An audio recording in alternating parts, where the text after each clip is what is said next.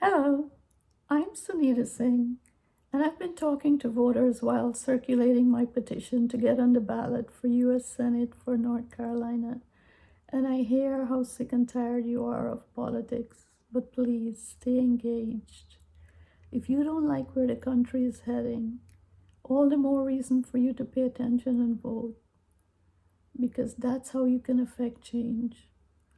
The president said in his last State of the Union that the State of the Union is stronger than ever before, and years of economic decay are over. I don't know what that means because I pay attention to what's going on in the economy. Since my campaign is about educating voters so you can make an informed decision when you go to the polls, I wanted to show you some data so you can have a look for yourself and make up your own mind. So let's get to it. The United States is in the 11th year of a growth cycle. And while we have the lowest unemployment in 50 years, this job growth started in President Obama's administration. If we look at job growth in President Obama's last 3 years in office, you'll see that 8 million jobs were created. If we look at job growth in President Trump's first 3 years of office, you'll see that 6.5 million jobs were created. So President Obama created 1.5 million more jobs than President Trump over a 3-year period. In fact, the best year for job growth under the Trump presidency is 2.3 million jobs in 2018, which is lower than any of the final 3 years of the Obama presidency.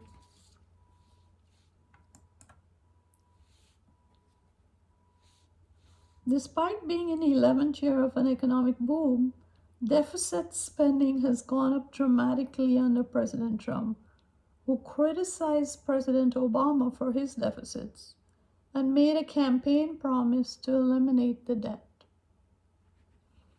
We all know that President Obama inherited the 2008 financial crisis and had to enact a lot of fiscal stimulus programs to revive economic growth. That blew up the deficit, and in 2011, the Republicans called on President Obama to rein in government spending and called the budget deficit the nation's most serious long-term problem. Now, the US budget deficit has more than doubled, but just because the Republicans have a Republican president, conservative fiscal discipline of cutting government spending, balancing budgets, and reducing the $23 trillion national debt no longer matters. If the State of the Union is stronger than ever before, why isn't the deficit zero? And why isn't there a surplus like when Clinton was president?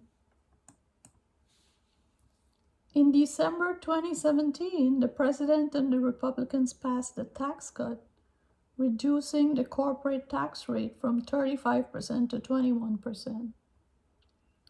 It's not surprising if the government cuts taxes, it will get less in revenues.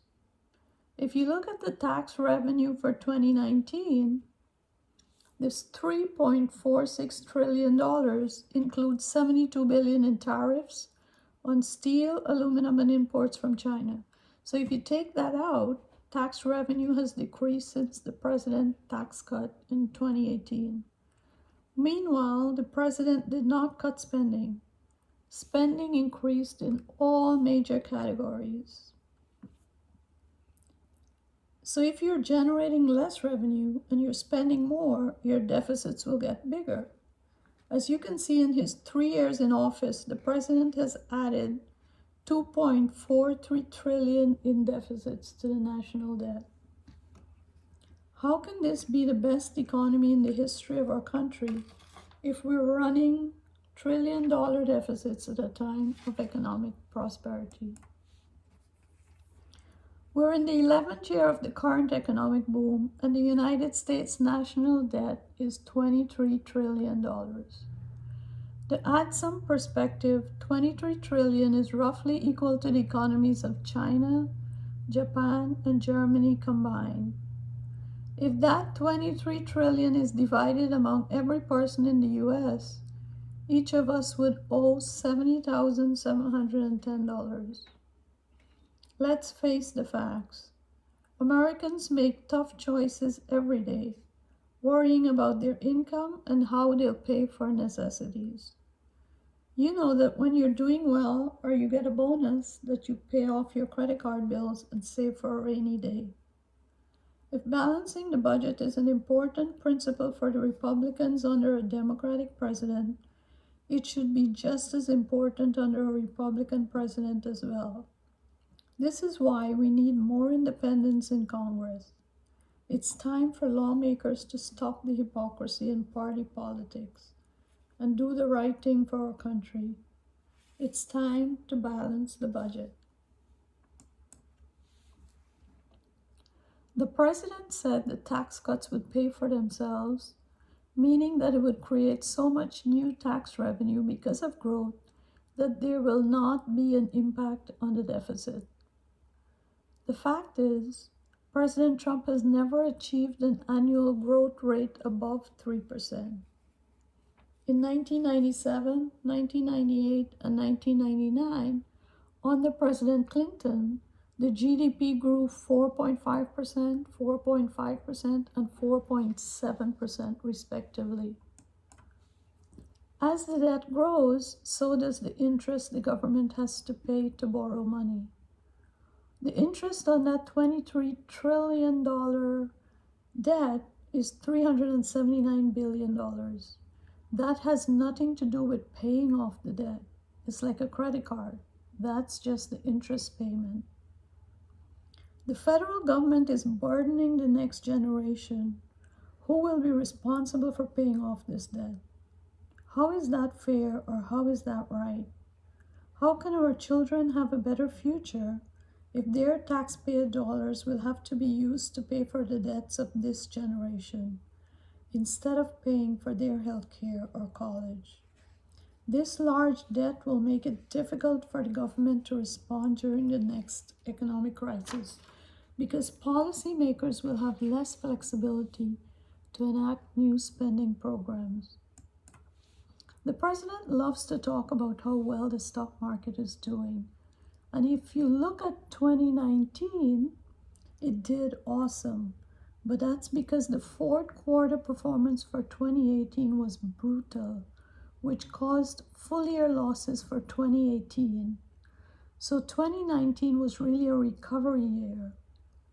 The president claims that people's 401k and pensions have increased 60, 70, 80, 90, and 100%, and even more. That's the soundbite. The facts are, according to the Census Bureau, only 32% of Americans are saving for retirement with 401ks and IRAs. And according to a survey by Go Banking Rates, 70% of Americans have less than $1,000 in a savings account.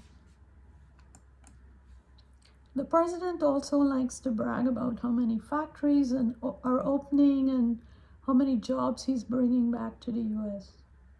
In January, the Federal Reserve reported that US manufacturing was in a recession for all of 2019, mostly because of the uncertainty and increased costs surrounding the president's trade war with China.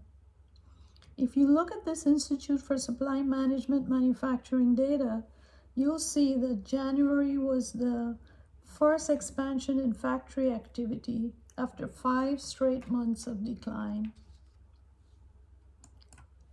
If you look at the stock price of US Steel Corporation, it went from $47.64 in 2018 to $8.87 in February 2020. Clearly, some people are not doing far better than they've ever done. The president also claims that after decades of flat and falling incomes, wages are rising fast. The federal minimum wage has been at $7.25 an hour since 2009. For 10 years. 10 years, Congress did nothing to help Americans earn a living wage. The reason wages are rising is because 29 states legislators and municipalities across the country have taken it upon themselves to raise the minimum base pay above the federal standard to try to lift people out of poverty. An analysis from the Brookings Institute found that 44% of American workers, that's 53 million people, earn low wages. These workers' median hourly wage is $10.22, and median annual earnings are about $18,000. Their analysis revealed that low-wage workers make up 62% of the North Carolina workforce. The president also claims that real median household income is now at the highest level ever recorded. Let's talk about farmers, since agriculture makes up 17% of North Carolina's workforce. The president started the trade war with China, and the administration tapped into the federal treasury to avoid the political fallout.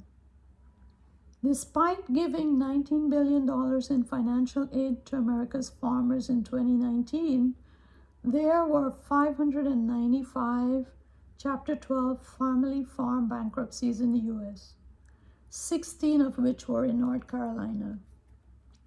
$16 billion is the highest level for farm subsidies in 14 years, paid out without any action by Congress for damages from the trade war with China. That's more than the cost of bailing out the auto industry during the 2008 financial crisis, and that was fiercely debated in Congress. And now the USDA has turned around and is cutting $5 billion from people who are on food stamps. The government gave corporations a tax break, farmers financial aid, and is cutting $5 billion from people who are food insecure.